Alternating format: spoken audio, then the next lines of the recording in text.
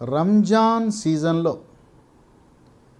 రంజాన్ ఉపవాసం అయిన తర్వాత రాత్రికి అందరూ కూడా హలీం అనే ఒక ప్రత్యేక పదార్థాన్ని తింటారు.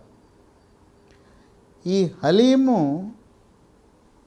మాంసంతో, అంటే గొర్రె మేక మాంసం దాంతో చేస్తారు, లేదు కోడి మాంసం చికెన్తో చేస్తారు.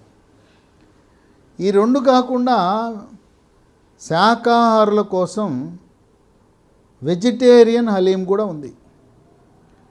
ఈ రంజాన్ సందర్భంగా ప్రతిరోజు ఇఫ్తార్ విందులని జరుగుతూ ఉంటాయి. ఇఫ్తార్ విందులకు మత సామరస్యానికి ప్రతీకగా హిందువులు, ముస్లిములు, క్రైస్తవులు, అలాగే సిక్కులు అందరూ కలిసి ఈ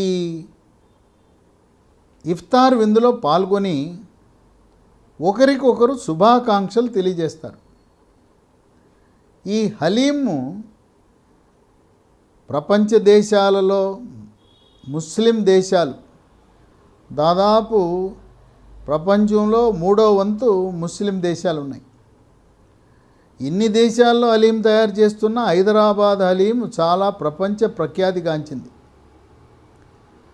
ఇక్కడుండే హలీము కొరియర్ ద్వారా, విమానాల ద్వారా ఇతర దేశాలకు, ఇతర నగరాలకు, భారతదేశంలో ఇతర నగరాలకు కూడా ఇక్కడి నుంచి పంపిస్తారు. ఏ విధంగా అయితే హైదరాబాద్ బిర్యానీ, అది ప్యారడైజ్ హైదరాబాద్ బిర్యానీ ఏ విధంగా దేశవ్యాప్తంగా మంచి మన్ననలను పొందిందో హైదరాబాద్ హలీంకి అంత పేరుంది.